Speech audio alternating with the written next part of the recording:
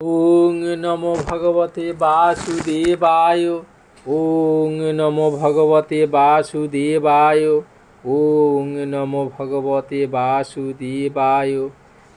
আজ 23শে জ্যৈষ্ঠ 7ই জুন শনিবার, পাণ্ডবা নির্জলা একাদশীর পূর্ণ উপবাস এবং উন্মিলনী মহাদ্বাদশী।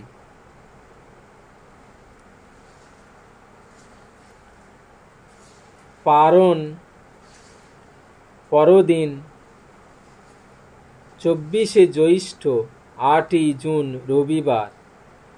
একাদশীর পারণ ভোর 4:49 থেকে সকাল 7:20 মধ্যে।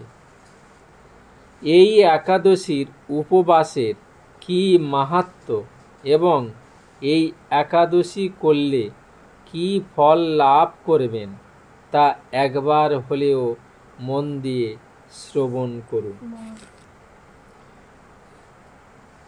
জ্যৈষ্ঠ মাসের শুক্লপক্ষের এই নির্জলা একাদশী ব্রত সম্পর্কে ব্রহ্মবৈবর্ত পুরাণে শ্রী ভীমসেন ব্যাস সংবাদে বর্ণিত হয়েছে।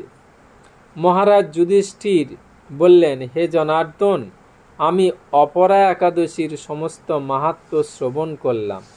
এখন জ্যৈষ্ঠ শুক্লপক্ষের একাদশীর নাম ও মাহাত্ম্য কৃপাপূর্বক আমার কাছে বর্ণনা করুন।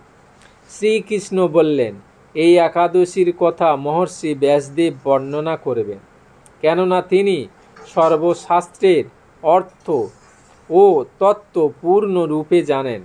রাজা যুধিষ্ঠির ব্যাসদেবকে বললেন, হে মহর্ষি দ্বৈপায়ন, আমি মানুষের লৌকিক ধর্ম এবং জ্ঞান কাণ্ডের বিষয়ে অনেক শ্রবণ করেছি।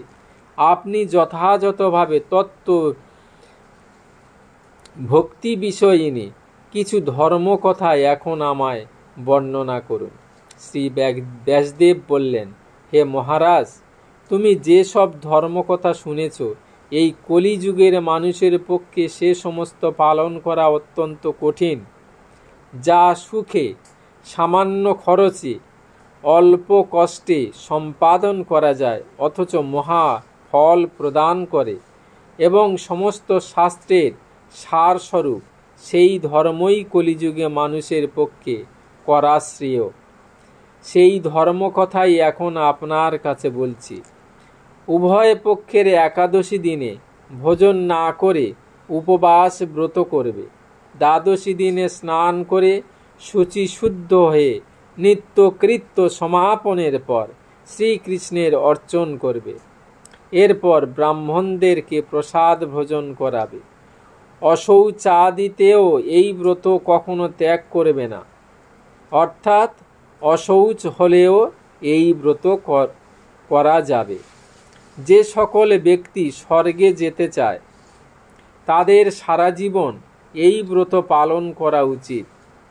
পাপ কর্মে রত এবং ধর্মহীন ব্যক্তিরাও যদি এই একাদশী দিনে ভোজন না করে তবে তারা যম যাতনা থেকে রক্ষা পায়। শ্রী ব্যাসদেবের এসব কথা শুনে গদাধর ভীমসেন অশ্বত্থ পাতার মতো কাঁপতে কাঁপতে বলতে লাগলেন, হে মহাবুদ্ধি পিতামহ, মাতা কুন্তী, দ্রৌপদী, ভ্রাতা যুধিষ্ঠির, অর্জুন, নকুল ও সহদেব এরা কেউই একাদশীর দিনে ভোজন করে না। আমাকেও অন্ন গ্রহণ করতে নিষেধ করে, কিন্তু দুঃসহ ক্ষুধা যন্ত্রণার জন্য আমি উপবাস করতে পারি না। ভীমসেন এরকম কথায় ব্যাসদেব বলতে লাগলেন, যদি স্বর্গাদি দিব্যধাম লাভে তোমার একান্ত ইচ্ছা থাকে তবে উভয় পক্ষের একাদশীতে ভোজন করবে না। তদুত্তরে ভীমসেন বললেন, আমার নিবেদন এই যে উপবাস তো দূরের কথা, দিনে একবার ভোজন করেও থাকা আমার পক্ষে অসম্ভব, কারণ আমার উদরে বৃক নামে অগ্নি রয়েছে।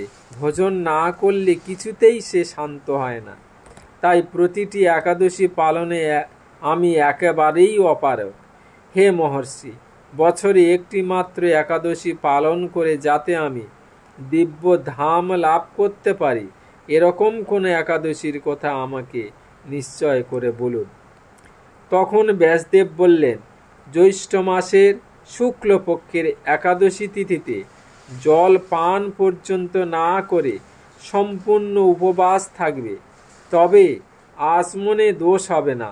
ওই দিন অন্নাদি গ্রহণ করলে ব্রত ভঙ্গ হয়।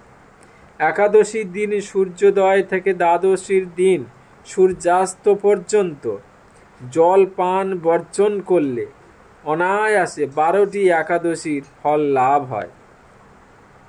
বছরের অন্যান্য একাদশী পালনে অজান্তে যদি কখনো ব্রত ভঙ্গ হয়েও যায়, তাহলে এই একটি মাত্র একাদশী পালনে সেই সব দোষ দূর হয়। দ্বাদশী দিনে ব্রাহ্ম মুহূর্তে স্নানাদি কার্য সমাপ্ত করে শ্রীহরির পূজা করবে। সদাচারী ব্রাহ্মণদের বস্ত্রাদি দান সহ ভোজন করিয়ে আত্মীয় স্বজন সঙ্গে নিজে ভোজন করবে। এরূপ একাদশী ব্রত পালনে যে প্রকার পুণ্য সঞ্চিত হয়, এখন তা শ্রবণ করো। সারা বছরের সমস্ত একাদশীর ফলই এই একটি মাত্র ব্রত উপবাসে লাভ করা যায়। শঙ্খ চক্র গদা পদ্মধারী ভগবান শ্রীকৃষ্ণ আমাকে বলেছেন, বৈদিক ও লৌকিক সমস্ত ধর্ম পরিত্যাগ করে যারা একমাত্র আমার শরণাপন্ন হয়ে এই নির্জলা একাদশী ব্রত পালন করে, তারা সর্বপাপ মুক্ত হয়। বিশেষত কলিযুগে ধন সম্পদ দানের মাধ্যমে সদ্গতি বা স্মার্ত সংস্কারের মাধ্যমেও যথার্থ কল্যাণ লাভ হয় না। কলিযুগে দ্রব্য শুদ্ধি নেই, কলিতে শাস্ত্রোক্ত সংস্কার বিশুদ্ধ হয় না। তাই বৈদিক ধর্ম কখনো সুসম্পন্ন হতে পারে না। হে ভীমসেন, তোমাকে বহু কথা বলার প্রয়োজন কি? যদি তাতে অসমর্থ হও তবে জ্যৈষ্ঠ মাসের শুক্লপক্ষের একাদশীতে অবশ্যই নির্জলা উপবাস করবে। এই একাদশী ব্রত ধনধান্য পুণ্যদায়িনী। যমদূতগণ এই ব্রত পালনকারীকে মৃত্যুর পরও স্পর্শ করতে পারে না। পক্ষান্তরে বিষ্ণু দূতগণ তাকে বিষ্ণুলোকে নিয়ে যায়। শ্রী ভীমসেন ওই দিন থেকে নির্জলা একাদশী পালন করতে থাকায় এই একাদশী পাণ্ডবা নির্জলা বা ভীমসেনী একাদশী নামে প্রসিদ্ধ হয়েছে। এই নির্জলা একাদশীতে পবিত্র তীর্থে স্নান, দান, জপ, কীর্তন ইত্যাদি যা কিছু মানুষ করে তা অক্ষয় হয়ে যায়। যে ব্যক্তি ভক্তি সহকারে এই একাদশী মাহাত্ম্য পাঠ বা শ্রবণ করেন, তিনি বৈকুণ্ঠ ধাম প্রাপ্ত হন। ওং নমো ভগবতে বাসুদেবায়। ওং নমো ভগবতে বাসুদেবায়। ওং নমো ভগবতে বাসুদেবায়।